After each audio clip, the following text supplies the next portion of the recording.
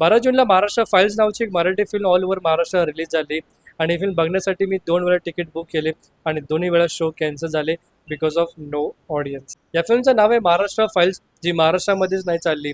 हा चित्रपट फक्त 2 दिवस थिएटरमध्ये चालला आणि तिसऱ्या दिवशी या फिल्मचे ऑलमोस्ट सगळे शोज कॅन्सल केले गेले. ॲज अ कॉन्टेंट क्रिएटर व मूवी रिव्ह्यूवर माझ्यासाठी हे काही नवीन नव्हतं, पण त्यानंतर जे काही झालं ते खरंच खूप जास्त शॉकिंग आणि सरप्रायझिंग होतं.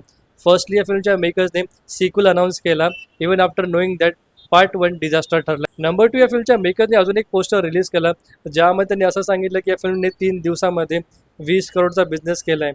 20 कोटीचा बिझनेस भाई, इतकं तर देऊळ बंद 2 आणि राजा शिवाजीने सुद्धा मराठीमध्ये नव्हतं केलं. आधी असं वाटलं की इतकं कलेक्शन करणं भाई नियरली इम्पॉसिबल आहे, पण त्यानंतर मला समजलं की भाई ऑडियन्स नव्हती तर काय झालं, थिएटरमध्ये सीटं तर होती ना, त्या सीटांनी पिक्चर बघितली आणि इतका बॉक्स ऑफिस कलेक्शन झाला. सो मेकर्सने बुद्धी तर यूज केली आहे, पण गुडघ्यामधली.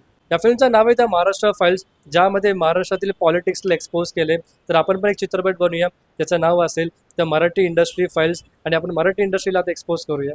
अरे बाप रे, ये तो धोती खोल रहा है. या चित्रपटामध्ये आपण शोकेस करूया की कशा प्रकारे आजही मराठी इंडस्ट्रीवाले आउटडेटेड कॉन्सेप्ट आणि प्रेझेंटेशनने मराठी ऑडियन्सचा पैसे लुटण्याचा प्रयत्न करतात. कशा प्रकारे आता मराठी इंडस्ट्रीवाले सुद्धा साऊथ इंडस्ट्रीला फॉलो करत आहे in terms of showing fake box office collection, जे आता अति होत चाललंय. या चित्रपटामध्ये आपण दाखवून देऊ की कशा प्रकारे मराठी इंडस्ट्री आज सुद्धा ऑन ग्राउंड प्रमोशन करत नाही, ज्यामुळे except for Mumbai Pune city कोणत्याही शहरांमध्ये मराठी चित्रपट पोहोचत सुद्धा नाही. माझी तुम्हाला एकच विनंती की जितका होईल तितक्या व्हिडिओला शेअर करा आणि मराठी ऑडियन्सचे पैसे वाचवा.